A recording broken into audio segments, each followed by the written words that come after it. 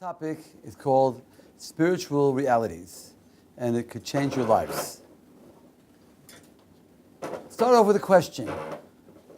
Can someone define for me a mitzvah? What's a mitzvah? Commandment.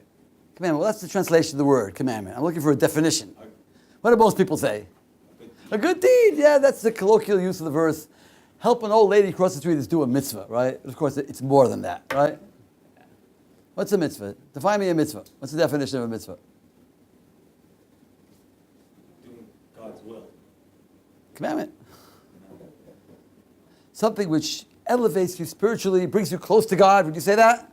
Yeah. Such as putting to death Amalek, killing the adulterer. It really does, but sometimes we don't always see it. Now, in the secular world, people tend to think about mitzvahs in terms of ceremonies. You know what a mitzvah is? It's a religious ceremony. What's a ceremony? Something that makes you feel good. A couple wants to get married. They don't want to just live together. They want to have an official. The rabbi has to say a blessing, or the priest, or the rabbi and the priest. Tell me why they need a rabbi and a priest, right?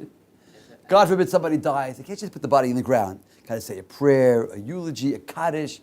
Makes you feel good. But if you don't have the ceremony, see, you don't have the ceremony. What do we say in English? Don't stand on ceremony. We wanted to have a reform ceremony. We ended up reconstruction ceremony. What difference does it make? It's only a ceremony, right? They once called the Reconstructionist rabbi to ask him how to perform a conversion. He said, well, just pick a ceremony that's meaningful to you and do it. Make up your own Judaism, right? Ritual. You ever hear of the ritual committee of the synagogue? They decide what rituals we do, which ones we don't. Ritual, ceremony, meaningful ceremony. From the perspective of a God-given Torah, it's much different. I'm not coming today to prove to you there's a God. I'm not coming to prove to you that God gave a Torah. Assuming for the moment, right, that there's a God-given Torah, right? What does that mean? Right? What does that mean? The definition of a mitzvah, right? From the perspective of a God-given Torah, I would say is two words. You know what a mitzvah is? A mitzvah is a spiritual reality. A spiritual reality. I mean, what are the ramifications of believing in a God-given Torah? A mitzvah is a spiritual reality. What do I mean by a spiritual reality? When was the last time you saw a spiritual reality walking down the street, all right? But you know what a physical reality is, right? There's a table, there's a chair, it's day, it's night. And when the reality changes, the rules change. You're driving your car during the daytime, you don't have the headlights on, right? Turn on it's nighttime, you turn the headlights on. What changed? The reality changed, right? Same thing when it comes to a spiritual reality. 10 minutes before sunset on Friday afternoon, you strike a match and light 2 candles. You fulfill the mitzvah of lighting the Shabbat candles, correct? Right? What if you strike a match and light 2 candles 10 minutes after sunset on Friday afternoon? What have you done? You've broken the Shabbos, very negative. How do you understand intellectually how the exact same act of lighting 2 candles changes from a very positive act to a very negative act in the period of 20 minutes? What changed? Second question. A Jewish man puts a ring on a Jewish woman's finger in front of 2 witnesses, and he says the formula, Harei Mekudeshesli, you betrothed to me like the law of Moses in Israel. She's now a married woman, forbidden to all men. If she has relations with any other man, it's adultery. Very serious, very severe. A minute before he put the ring on her finger, it's not adultery. Again, what changed? And my third question is, a convert. A non-Jew wants to convert to Judaism. What must he do? Anybody know what he has to do for the conversion process? What does he have to do? He or she. Either. Mikvah. He has to go to the mikveh, and he has to have a circumcision, right? And he has to accept upon himself to keep all the commandments. Those are the 3 things. He does those 3 things, he gets a Jewish soul. He breaks the Shabbos after that, negative. A minute before he went to the mikveh, he breaks the Shabbos, it's not negative yet. So what changed? And the answer to all three questions is, you know what changed? The spiritual reality changed. Meaning, at sunset on Friday afternoon, a spiritual reality comes into the world called Shabbos. And that changes all the rules. To take it a little bit deeper, what I mean to say is, if you believe in a God-given Torah, that means that when God writes in the Torah the laws of Shabbos, He's not just writing a bunch of arbitrary do's or don't do's. By writing Shabbos in the Torah, God is creating a reality. Not a physical reality, but a spiritual reality, right? Sunset on Friday afternoon, a spiritual reality comes into the world called Shabbos. Sunset of Yom Kippur, a spiritual reality comes into the world called Yom Kippur. A Jew that eats on Yom Kippur goes against that reality. Sunset of Passover, a spiritual reality called Passover. A Jew that eats bread on Passover goes against that reality. All the holidays are like that. When a Jewish man puts a ring on a Jewish woman's finger in front of two witnesses, he's creating a spiritual reality called a married woman, right? How does one take off a marriage? How do you remove a marriage? With a get. A Jewish divorce is called a get. What's a get in terms of what we're saying? Another spirituality. When he put the ring on her finger, he created a spirituality called a married woman. If he gives her a proper get, that removes it. But say this woman did not have a proper get. Say she got remarried, she had a civil divorce, they got remarried. What is that considered a Jewish law? Adultery. And if she has a child from the second husband, that child is called a mamzer, a bastard. Severely limited who he may marry. At this point, everybody asks a question. It's not fair. Why are we punishing this poor child for his mother's mistakes? Did he do anything wrong? It's not his fault. Why are we punishing this poor child for that's a question everybody asks. So first of all, I'd like to point out that limitations in marriage in Jewish law are not necessarily punishments. For example, a Kohen. Everybody know what a Kohen is? A Kohen cannot marry a divorcee. The high priest, we don't have today, he could not even marry a widow. So you have a Kohen, he's in love with a beautiful divorcee, can't marry her. Is there a punishment here? Did he do anything wrong? There's no punishment here. So how do you understand it? We understand that there are degrees of holiness. The land of Israel is more holy than diaspora, right? And Toronto, right? And the city of Jerusalem is more holy. And the Temple Mount is more holy. And the Holy of Holies is more. There's degrees of holiness. A Jew has a certain degree of holiness. A Levi has a higher level. A Kohen has a higher level. The high priest has a higher level. And a mamzer, a bastard, has a lower level. Now, this is only relevant in one area of life. Marriage. What's the word for marriage in Hebrew, Ben? You know how you say marriage in Hebrew? Kiddushin, which means holiness. Even in English, you heard the expression holy matrimony, naturally, am I right? In the area of marriage, there's a difference if you're on a higher level or a lower level. But the question was, it's not fair. And the question is, and the answer is, you're right, it's not fair. But all's fair in love and war. Meaning, realities are not necessarily fair. When we make up a system, we like our system to be fair. But if someone takes poison, he's dead. Not fair. You know it was poison. I shoot you, you're dead. It's not fair. Realities are not necessarily fair. What would you say about a pregnant woman that took drugs or drank alcohol and caused her child to be born with a birth defect? Is that fair that this poor child should suffer from his mother's mistakes? Not his fault, right? But realities are not necessarily fair. Say the woman didn't know it was drugs. Say someone forced her to make drugs. It's not a question of guilt. If she took drugs, even if she didn't know it, the child is born with a birth defect. That's the reality. Realities are not necessarily fair. So if a married woman commits adultery, and even if she was raped, it wasn't her fault. There's no guilt here. But the child is born with a spiritual birth defect. Mamzer is not a punishment. Mamzer is a sad reality, and it's not my topic tonight. I'm just using it to illustrate my point. Because when he put the ring on her finger, he created a spiritual reality called a married woman, and adultery goes against that reality. The result is mamzer. Mamzer is the result of going against a spiritual reality called marriage. So what's marriage? A spiritual reality. The third example I gave was conversion. What I'm going to tell you now is going to blow you out of this room, right? I would suggest putting on seatbelts. You find out you see seatbelts, that was a good time to put them on, right? I'm going to blow you out of this room. Because the rabbis say a convert is kikoton shenolan. Anybody know what that means? Koton shenolan? Born again! Pardon the expression. They got it from us. Born again Christians. They got it from us, right? That means a convert is born again with a Jewish soul. That means that if a non-Jew converts to Judaism and his mother or sister convert with him, according to strict Torah law, he'd be allowed to marry his mother. He'd be allowed to marry his sister. Don't get scared. The rabbis don't allow it. Doesn't look good, you know. Before he was Jewish, you couldn't marry them, but now he can. Doesn't look good, right? But with strict Torah law about why? Because he's born again as a Jew. He gets a Jewish soul. He's not related to them anymore. So what's conversion? It's a spiritual reality. You're born again as a Jew. So marriage is a spiritual reality, and Shabbat is a spiritual reality, and conversion is a spiritual reality. I go so far as to claim there are 613 Spiritual reality. You all aware there are 613 commandments? Did you know that, right?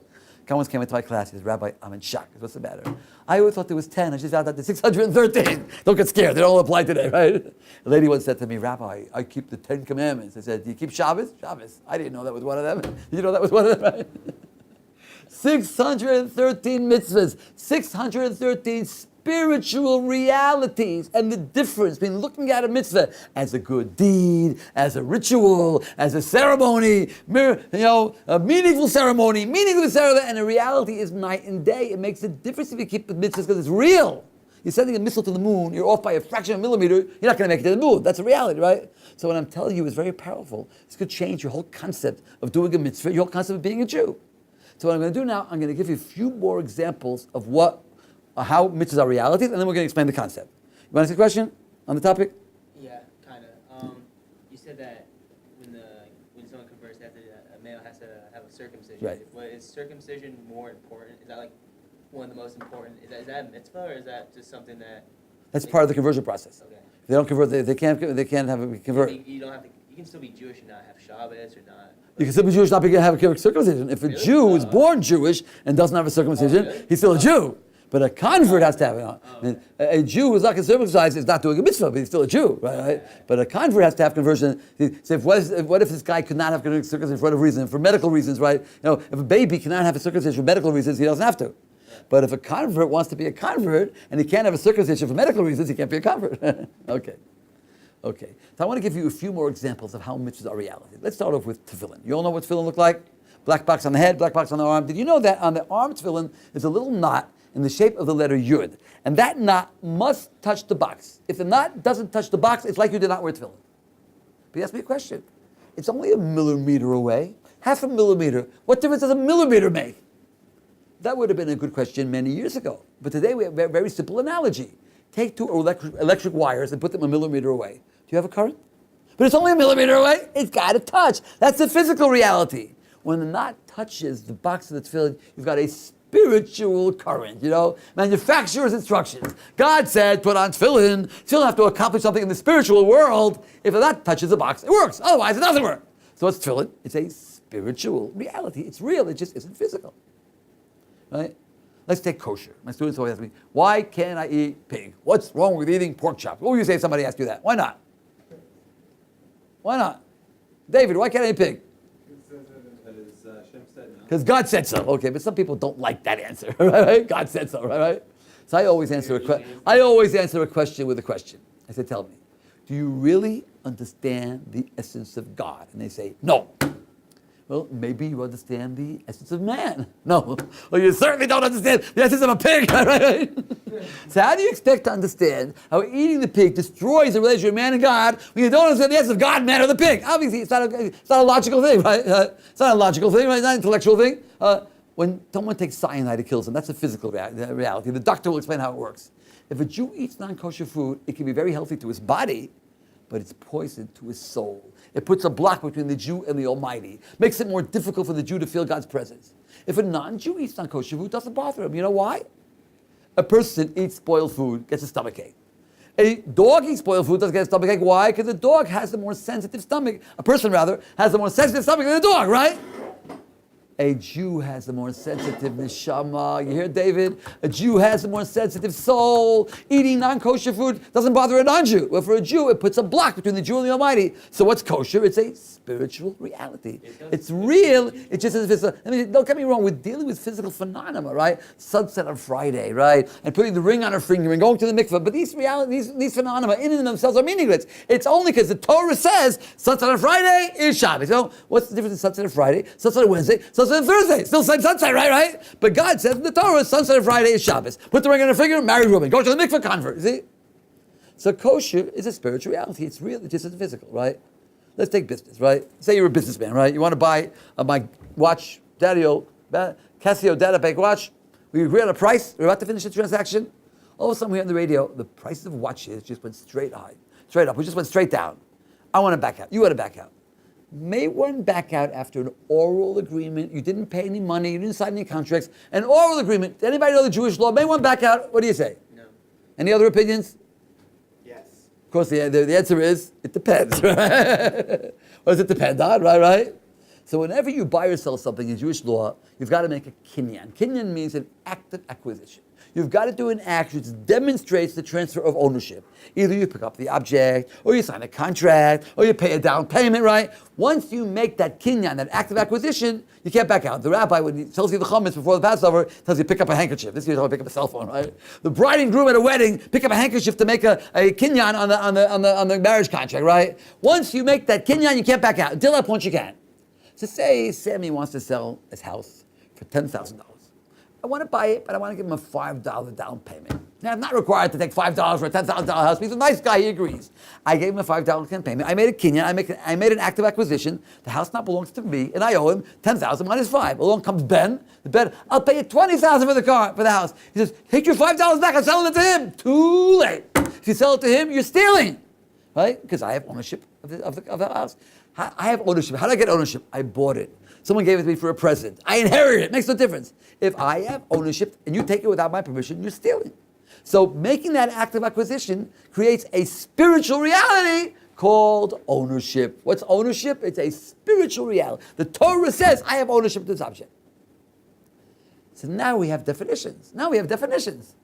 What's the definition of stealing? Going against a spiritual reality called ownership. What's the definition of adultery? Going against spirituality called married. When you put the ring as a married woman, adultery says that. Going against the spiritual called adultery, called the married woman.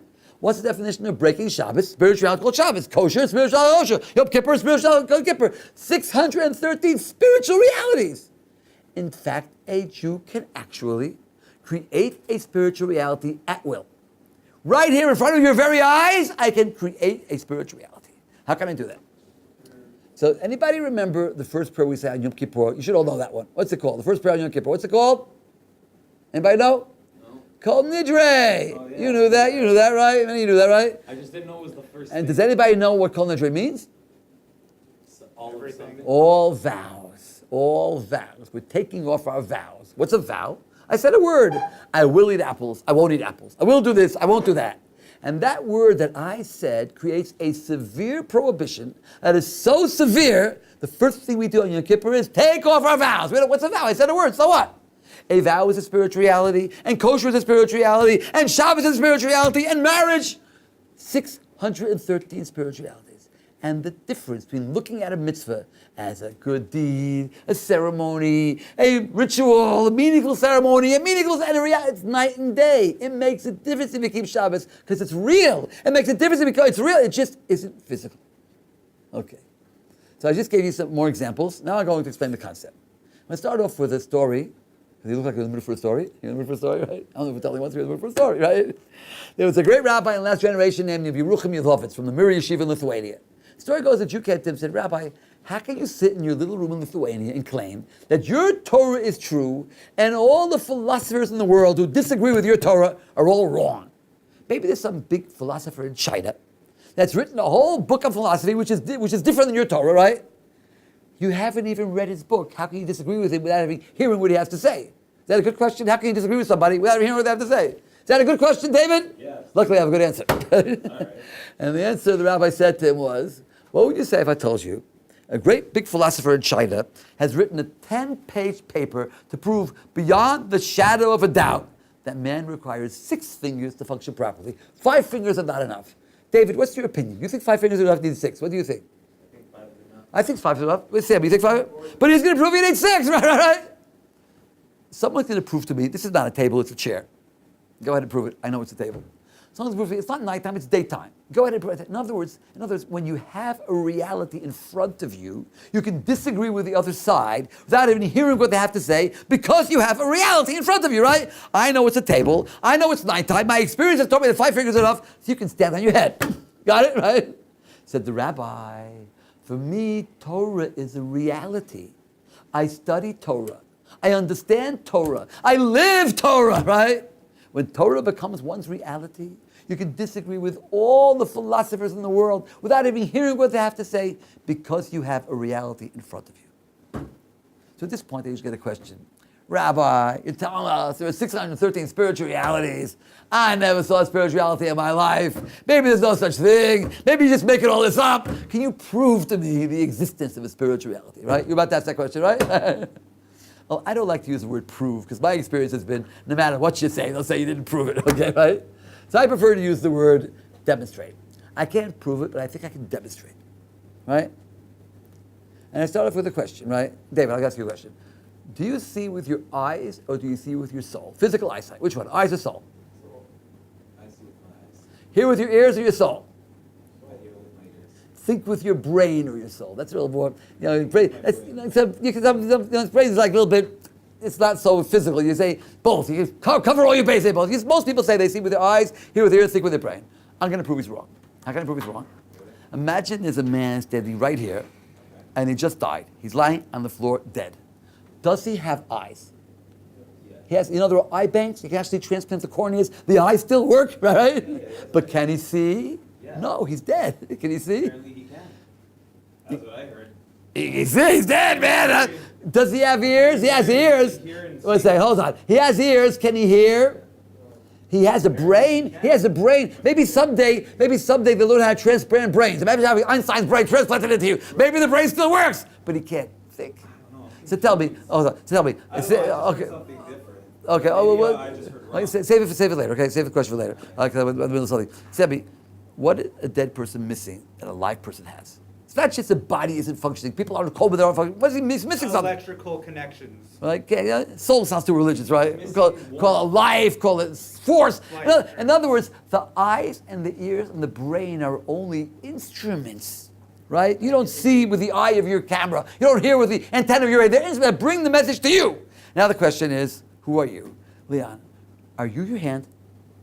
I mean, you heard this part of you. Cut off your hand, you're still here. So you're not your hand. Are you your nose? Cut off your nose, you're still there. Are you your heart? Well, cut off your dead, but that doesn't mean. Where were you before you were born? Where will you be after you die? Do you have a soul? No, you don't. Sebby, do you have a soul? No, you don't. The rabbi said you do not have a soul. What? Imagine someone's dying and the soul is leaving the body. You go up to the soul and say, "Do you have a soul?" You don't have a soul. You are a soul. This is just basic. I'm not proving anything. This is basic Jewish philosophy. Basic Jewish philosophy. You don't have a soul. You are a soul. Before you're born, you're a soul. After you die, you're a soul. And when you're alive, the soul is temporarily into a physical body. So you have a body. You don't have a soul. Okay, that's just basic Jewish philosophy. Okay. Now, is a soul physical? Can you see a soul? Can you measure a soul? No. Very difficult question. I want to volunteer. Anyone volunteer for a very difficult question? I'm here. Okay, Mashiach, are you a reality? Do you think you're real? Pitch yourself. Are you real? I'm definitely there. Feel yourself. Somebody once asked me, how do you know you're not somebody else's dream? I said, if anything, they're nightmare. Right? A girl once wrote in a philosophy class that she's not real. The professor said, if you're not real, you don't mind if I fail you. No, don't fail me. You think you're real, I think I'm real. And is a soul physical? Can you see a soul? Can you measure a soul? No. So if we are realities and our essence is a soul, e.g., what are we? Spiritual realities. We are spiritual realities. That's what we are. And is God a reality for someone who believes in God? Yes, even if you don't believe in God. I tell you this guy in the other room, you don't believe me. He's still there. Maybe you think he's there, he's not there. Anyway, for someone who believes in God, and is God physical? Can you see God? Can you measure God? No. So God, by definition, is a spiritual reality. He's real, but he's not physical, right? You can argue that God transcends realities, but for all practical purposes, I think we can get away with saying that God is a spiritual reality. Bottom line, basic Jewish philosophy. God, who by definition is a spiritual reality, he's real, but he's not physical, created a physical world with physical realities, right? The laws of physics, the laws of nature, the laws of gravity, what goes up must come down. And he gave us a Torah. He created man, who is a spiritual reality, a soul temporarily put into a physical body. And he gave us a Torah in which he defined 613 spiritual realities. And the difference between looking at a mitzvah as a good deed, as a ritual, as a ceremony, as a meaningful ceremony, and the reality is night and day. It makes a difference if you keep kosher because it's real. It makes a difference if you keep Shabbat. It's real. It just isn't physical. That's my first point. First point is the definition of a mitzvah from the perspective of a God-given Torah is spiritual reality. Okay. Is that everybody with me? Roman numeral 2. Next point. Roman numeral 2. Another definition of a spirituality, right? There are those who think that Torah and science contradict each other. We don't believe that. We can deal with evolution, we can deal with the age of the universe, we can deal with all these issues. But Torah and science deal with different areas. Science deals with what is the world. What is water? H2O. What is fire? What is electricity? How can I use it? Torah doesn't deal with that. You want to know what fire is? You want to know what water is? Study science, right? What then does Torah deal with? And the answer is, Torah deals with relationships. How do I relate to water? Before I eat bread, I got to wash my hands. Certain times I got to go to a mikveh. How do I relate to fire? I light Shabbat candles and Hanukkah candles, and if I make a fire in my backyard and it burns down my neighbor's house, I got to pay money, right? How do I relate to my parents? How do I relate to my children, to my spouse, to my husband, to my wife, to my boss, to my worker? How do I relate to the guy who owes me money? How do I relate to the guy who I owe money? How do I relate to God? Love God, fear God, trust in God, pray to God. How do I relate to myself? How do I deal with anger? How do I deal with lust? How do I deal with jealousy? The Torah is a handbook of relationships, teaching one the proper way to relate to every object, to every person, and to every situation. There can be no situation in life where one has to make a moral decision where the Torah will not tell you what that decision should be. You might not know what it says. It's a fascinating book. I think they have it in the library. It's called The Holocaust and Halacha, which documents questions that were asked by the Holocaust victims to the rabbis in the most unbelievable life and death situations. Can I save my only son if I know they're going to kill an innocent boy in his place? Just one example. And all the answers are in the Torah. There could be no moral question that the Torah won't tell you what the answer is. You might know what it says, right? So the Torah is a handbook of relationships, teaching how to relate to every object, every person, every situation. Now, this is not a contradiction to what I said before. It's just two different aspects. If we go through the list of the 613 mitzvahs, right? Shabbat would be an example of a spiritual reality. It's real. Laws of neighbors would be an example of a relationship. How do I relate to our neighbors? How about marriage? Marriage is both. It's a reality. It's also a relationship. So you see, it's not a contradiction, just two different aspects. One aspect of mitzvahs is it's a reality, and the second aspect, it's a relationship. Okay, everybody with me? Yeah. Roman numeral 3. Another contrast between the Torah perspective and that of the secular world. In the secular world, you have a value system, right? I'm talking about the Western world, because the further east you go, you will notice that people are living under a different value system than those of us in the West. And I say different because I'm not judgmental, not me. Americans don't like to be judgmental. Why don't Americans like to be judgmental? I wouldn't do what he's doing, but who am I to say? Why don't Americans like to be judgmental, Sammy? Because if I'm judgmental of him, what's going to happen? He's going to judge me. I don't want that. No, I'm not judgmental. In the Western world, there's a value system, much of it taken from our Torah, right? Love your neighbor, honor your parents, right? But one thing they don't have. They have a value system, yes. They don't have a comprehensive system of priorities. What happens if you have a conflict between two values, right? A teenager wants to go on a trip with his friends up to the north. He's got a value, be independent. That's an important value, right? His parents say no. Now he's got another value, honor your parents. Now he's got a conflict. Is there any way he can know which value is more important? I mean, do they teach that in school, in the States, in Canada, right? Which value is more important, right? Which value is more important? How are you supposed to know, right? I mean, the classical example in the philosophy books, right? The Frenchman wanted to join the partisans during the war. They asked him to join the partisans during the war. He had an old mother he was taking care of. What should he do? Should he stay with his old mother, or should he join the partisans? What should he do? You don't know. I mean, every hospital in America has an ethics committee, right? So you shouldn't be sued for malpractice. How does the ethics committee decide what's ethical? You might know how they decide. How do they decide? Very simple. Public opinion polls, right? And public opinion polls can change very radically in a short period of time. Yesterday it was 49% against 51 one way. Tomorrow the other way around, right? That can change very radically. And who determines the public opinion very often?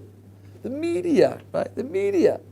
There was once a time in the United States when a doctor who performed an abortion was ostracized from the medical community, was looked down upon as being a murderer. How long ago was that? 30 years ago, 40 years ago, not all that long ago, right? Today it's much different. I think the media has a big part. Today it's the alternative lifestyles that's the big issue, right? So the Frenchman is called to join the war, and he has his own mother. How should you do? If you don't have a system of priorities, what do? Someone has a conflict between two values, and he doesn't have a system. What does he do? What he feels like doing, right? The teenager will probably go on the trip, right? The Frenchman, it depends. If he's afraid to fight, so he stays with his old mother. He says, why don't you fight for France? What do you mean I have to stay with my mother? If he's sick of the old lady, he goes and fights. Why'd you leave your old mother? What do you mean I had to fight for France? He's got a good excuse no matter what he does. What will he do? What he feels like doing. In a Torah system, not only do we have a value system, but we also have a comprehensive system of priorities. For example, we have a principle, aseh tochel lo taseh. That means a positive commandment overrides a negative commandment. If God said do it, and God said don't do it, we do it. For example, On Shabbat, it is forbidden to cut flesh and cause bleeding. That's a prohibition of the Shabbat. To cut flesh and cause bleeding is a prohibition of the Shabbat. But what if you have a baby boy, and he's 8 days old, and the 8th day comes out on Shabbos? Do we make a bris on Shabbos? Yeah. Do we? Yes, we do. My son's bris on Shabbos. But you're cutting flesh and causing bleeding? God said do it. God said don't do it. We do it. When we had a temple in Jerusalem, we brought sacrifices on Shabbos, which meant slaughtering animals, making fire, cooking meat. Are you allowed to do those things on Shabbos? Generally not, right? But in the temple we did, right? A more comprehensive example of this, right? A Kohen, you mentioned for a Kohen is not allowed to contaminate to a dead body. Kohen cannot come under the same roof as a dead body. Can the funeral be he can't go to the cemetery, right? Except for the funeral of a close relative. He's allowed to attend the funeral of his father, mother, brother, sister, son, daughter, wife. The high priest, we don't have today, he could not even contaminate to a close relative. His own father's funeral, he could not come. He could follow the procession from a distance, couldn't come near the body. Why? Because the high priest represents the Jewish people before God on Yom Kippur in the temple. He has to always be ready to do the service, right? If he comes contaminated, he's got to go through a purification process, right? So imagine the high priest, yesterday was his father's funeral. But there's an exceptional case. Exceptional case is called Meis Mitzvah. What's Meis Mitzvah? You see a dead body lying in the street. You may not leave it there. You must bury it. Why? Man was created in the image of God.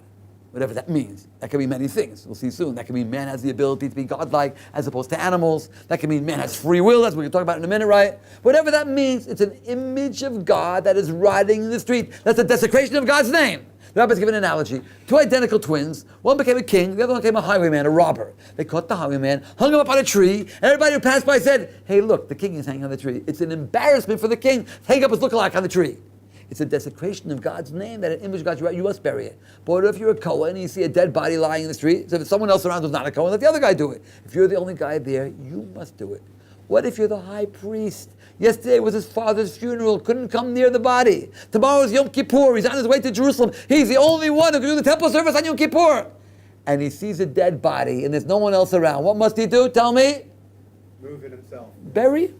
So what do you see from here? A system of priorities. The fact that he represents the Jewish people overrides his personal commitment to his father. The fact that it's a desecration of God's name overrides the fact that he represents the Jewish people. So there can be no conflicts in Jewish law. We have a value system and a comprehensive system of priorities. There can be no conflicts. So my first point was, mitzvahs are realities. Second point, mitzvahs are relationships. My third point is we have a value system and a comprehensive system of priorities. Okay.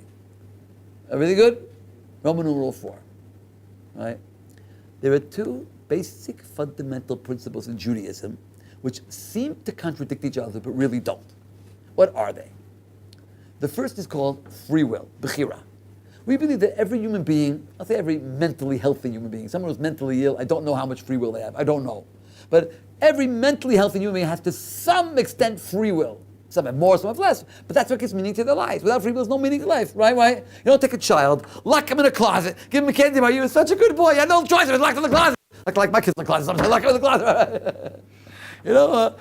When God tells Adam, do not eat from the tree, it's assumed he has a choice to eat or not to eat, and there are consequences, positive or negative, to the choices that he makes, right? That's called free will. On the other hand, we have another basic fundamental principle called hashgacha pratit. Anybody know what that means? Hashgacha pratit, divine providence. That means God runs the world.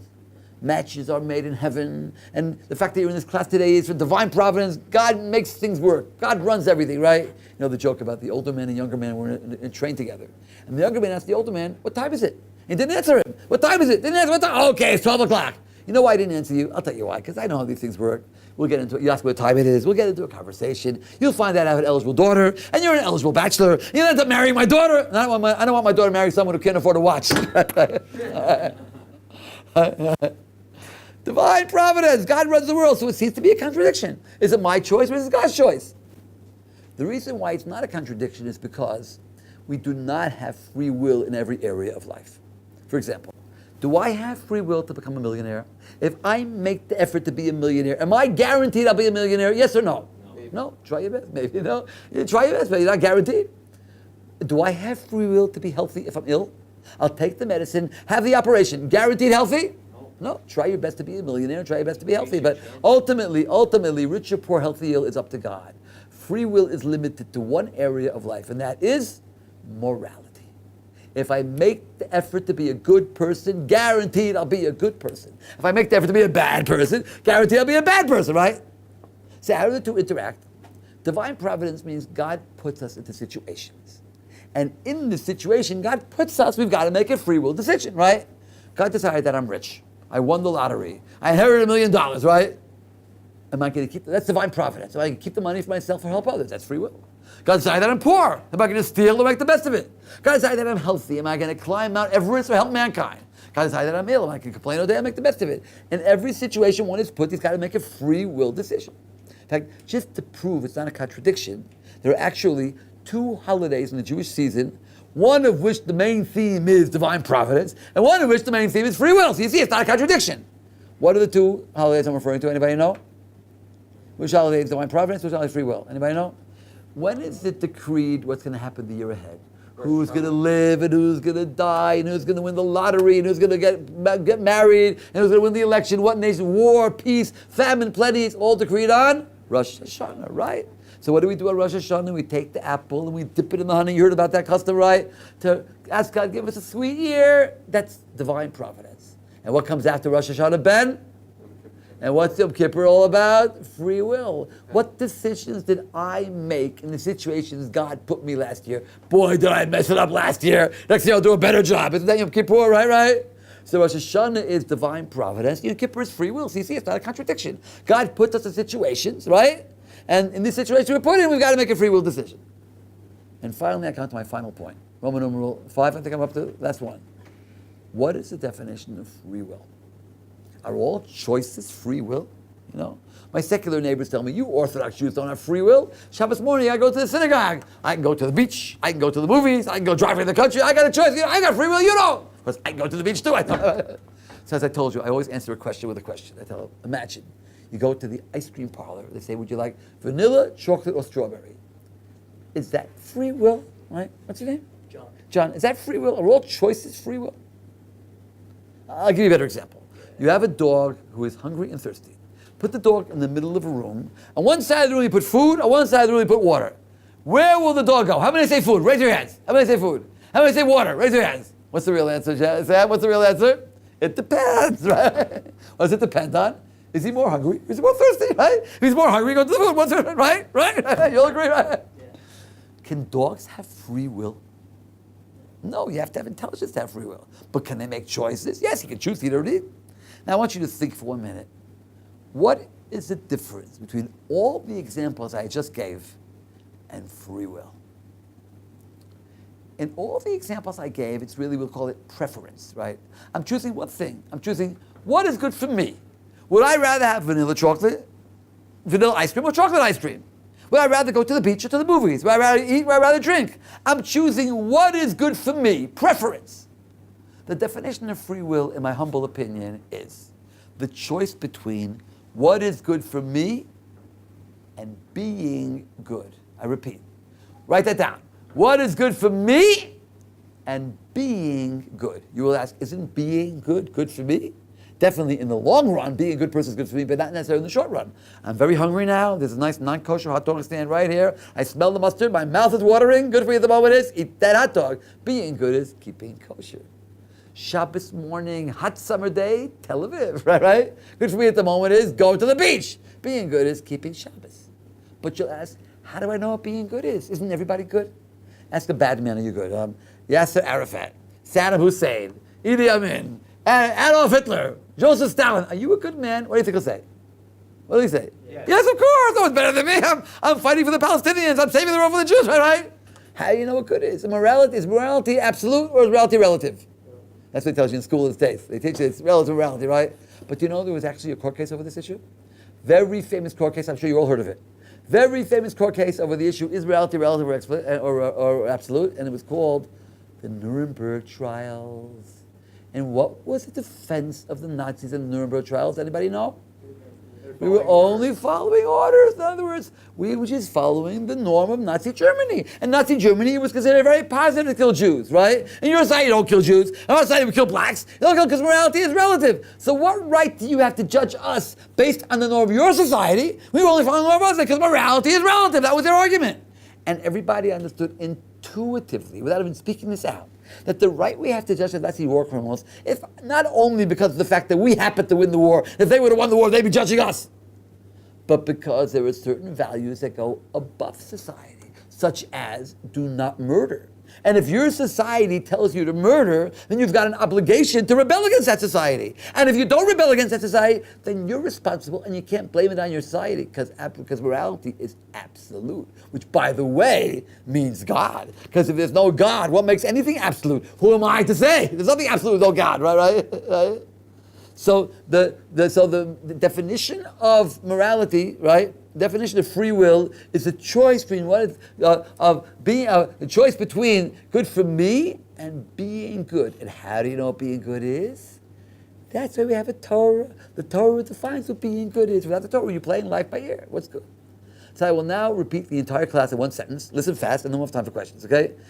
The whole class in one sentence. You ready? Listen fast. We ask the question, what is the definition of a mitzvah from the perspective of a God-given Torah? What's the ramifications of believing in a God-given Torah? Not a good deed, not a ritual, not a meaningful ceremony. A mitzvah is a reality. Not a physical reality, but a spiritual reality. God, by definition, is real, but it's not physical. It's a spiritual reality. God created a physical world of physical realities. He created man who's a soul, who's a spiritual reality in a physical body, and he gave us a Torah in which he defined 613 spiritual realities. And the difference between looking at a mitzvah as a good deed, reality is, it makes a difference if you keep Shabbos kosher because it's real. Science deals with what's the world. Torah deals with relationships. Torah teaches me how to relate to every object, to every person, to every situation. There can be no situation in life. We want us to make a moral decision where the Torah will not tell us what that decision would be. And we have a value system and a comprehensive system of priorities. There can be no conflict, any laws in the Torah. And God puts us in situations, that's divine providence. In the situation God puts us, we've got to make a free will decision. And what is our choice? The choice between what is good for me and being good. And how do you know what being good is? That's why we have a Torah. The Torah defines what being good is. I rest my case. Okay. Any questions? Go ahead. John, you had a question, John? I think he was first. That's bad first. Okay, bad. Go ahead. Don't we have free will, so God rewards and punishes us? I said that without free will, there can be no reward and punishment. You don't take a child, lock him in the closet, give him candy, I had no choice, right? Only because we have free will can there be reward and punishment. Yeah. So God tells Adam, don't eat from the tree, meaning implying you have a choice. You can eat, you cannot eat, but there are consequences to your acts. Okay. Question? Okay, I don't know if you're going to be able to answer this, but according to, this is a controversial issue, but according to international sources, such as mainstream media sources, they say that 80% of the people that have died in Gaza have been civilians. So, according to you said that a society that allows murder is should be condemned, should revolt against something like that. Do you believe that I'm not sure this is your expertise at all, but if you have an opinion about if it's okay or if it's okay to murder civilians in a time of war? What's the definition of murder? That's called murder, right? If you're fighting with your enemy and they're trying to kill you, that's called self-defense, right? And if they take an innocent person in front of them, they're going to kill you, you're still self-defense, right? Why is that innocent person more than innocent than me, right? A guy has a gun, he's going to shoot me, I can shoot him, and he takes an innocent person in front of him, right? So people are moral, how can I kill him? But he's going to shoot me, right? Why is that innocent person's life better more than my life, right? This is not murder. What the Hamas is throwing missiles at innocent population, that's murder, right? But this is self-defense. What do you mean? It's self-defense. Listen, you have to define. You're reminding me of something very. I heard a very, very nice class from Rabbi Mutterberger on this topic. It's called "Does it make a difference if there's God? Is there a God? Does it make a difference?" And he said very strongly, very important point. And one of them is what we just mentioned now. It makes a difference if there's a God on a personal level, on a national level, and on a universal level. On a personal level, if someone lives their life as if there is a God, he lives a moral life, and then he dies and finds out there is no God, he didn't lose very much. He lived a pretty good life. But the other way around, someone lives life as if there is no God, immoral, and then he dies and finds there is, boy, is he in trouble, right? So just not to take chances, right? Take the benefit of the doubt and live a moral life as if there is a God. It makes a difference in your personal life. That's worth it. That's one thing. On a national level, we're all proud of being Jewish. Our ancestors gave their lives. They gave them the choice, the cross or the sword. They all chose the sword. But if there's no God, that means that it's not real, right? They lived an illusion. They gave their lives under the illusion. They thought there was a God. So what are you proud of being Jewish for, right? So what? They were wrong, right? Makes a difference on a national level. We're proud of being Jewish. Why? And on a universal level. Are there certain morals that all mankind would agree with? What do you say, John, right? All mankind would agree that killing people for entertainment, for sports, is a negative thing. All people agree to that? Yeah. Even in all times in history, they always agree to that, or any time in history they didn't agree to that. Clearly not. You ever hear of the gladiators and the Colosseum? Thumbs up, thumbs down. People went, ate popcorn, and watched people. Right. So imagine in the middle of a Colosseum, a Jew comes with a beard and pays and a big sign in English, Hebrew, and in Latin: "Do not murder." What do you think the Romans will say? Well, they'll probably throw up the lines, but before they throw up the lines, well, one second. My name is Julian. Your name is Yankov, right? Explain to me. What do you mean, do not murder? We don't murder in Rome. There's a law. If a guy murders his wife in Rome, they'll crucify him, right? Well, what do you call this? We call this entertainment. Well, I call it murder. Well, all these people who come every morning to eat popcorn and watch it, they call it entertainment. Who are you to say? What's the only answer? God. Without God, who's to say, right?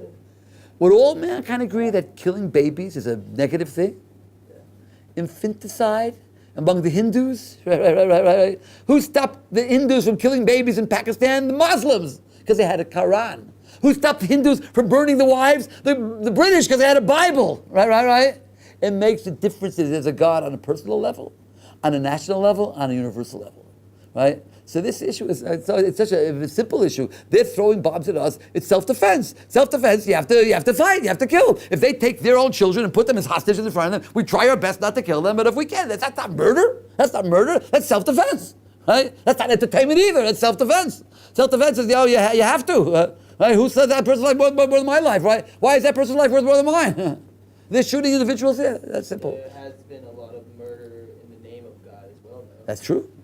In the name of God, a lot of things have been said, right? But I'll tell you something more. That's true. The Crusades were in the name of God, and the what's it called? Jihad in the name of God, right? Doesn't mean God really said it. They said it in the name of God. But I want to tell you something. Native American. I want to tell you something. Even though what you're saying is true, and in the name of God, a lot of blood has been shed in the name of God, but I still think that if someone believes in God and they do a lot of bad things, there's still a limit. There's still a limit to what they can do. To be a Hitler, to be a Stalin, you have to be an atheist. To really go to all the way without anything held back, I really think you have to be an atheist. If you still believe in God, no matter how many bad things you do, it's still limited. That's my opinion. It's still limited. To really go all the way, you gotta be an atheist. That's my opinion. Okay. Say a question, yeah. Well, think about Hiroshima. That was self-defense. They wanted to stop the war. If they would not have killed Hiroshima, they would have had to go through the Japanese another 6 months of battle, kill many hundreds of soldiers would have been killed. Right? Self-defense. You had a question, Sammy? No, I do not. Okay. Any other questions? I want to ask you guys a question. I want to tell you, I was very close to Noach Weinberg for many years, and he always comes up with a question. Somebody asked him, Rabbi, you Orthodox Jews say you're right and everybody else is wrong, right? Who are you to say you're right and everybody else is wrong, right? That was his question. So he says, everybody says that. And just to bring his point out, he says a story of a Jewish boy from Brooklyn. Jewish boy from Brooklyn comes to the Vatican, Mr. Pope. I would like to know, according to the Catholic Church, what are my chances of getting into heaven? What's the answer? According to the Catholic Church, what? Zero. You're a Jew, right? Straight to hell. Why? I got nothing against the Catholic Church. I'm all for, federal aid to parochial schools. Why? Jewish boy from Brooklyn, if you had the courage, you would investigate. You'd ask questions. You'd read books. You'd look into the matter. And you'd discover that JC was the son of God and the Catholic Church is his mother. Since you didn't bother investigating, that's why you're going to burn in hell. Isn't that what he would say? That's what he would say, right? Okay, this Jewish boy comes to Soviet Russia, Mr. Brezhnev, the Kremlin. I would like to know, according to the Communist Party, what are my chances of getting into heaven? What would he say? Sorry for you, no such thing as heaven. He's an atheist, no such thing as heaven. Well, if I can't live in Russia, how'd you treat me? Straight to Siberia. Why? I got nothing against the Soviet Union. You know, I never protested Soviet Jewry. Why? Jewish boy from Brooklyn, if you had the courage and the nerve, you'd investigate. You'd ask questions, look into the matter, you discover you're a capitalist bloodsucker and communism is right. Isn't that what he would say, all right? Because you didn't bother investigating, that's why you get to Siberia. We Americans, we're more liberal, we're not fanatics. A university in the Midwest. And the professor's saying there's no such thing as absolute morality. Everything's relative. And a guy raised his hand, Professor, I'm a Jewish boy from Brooklyn. And I'd like to make a statement. That it's people like you who don't believe in absolute morality that cause all the fascism in the world, all the crime in the world, all the evil. It's all because of you. And I'm sure that in hell there's a special place reserved for the likes of you. And the professor turns red in the face. Jewish boy from Brooklyn. First of all, there's no such thing as hell. He's an atheist too. But if there was, it's fanatics like you that are burning there, right? Because everybody's right. Everybody pours their opinion, but you're stepping on my toes. If you'd only investigate and read books and ask questions, open up your cranium a crack to allow the light of reason to enter, you discover the absolute truth. That there is no absolute truth. So we say the same thing. Investigate, come to yeshiva, learn, find out, ask questions, and you'll find out the Torah is true. Okay, I rest my case. Thank you very much. Have a good Shabbos, everyone. Thank you.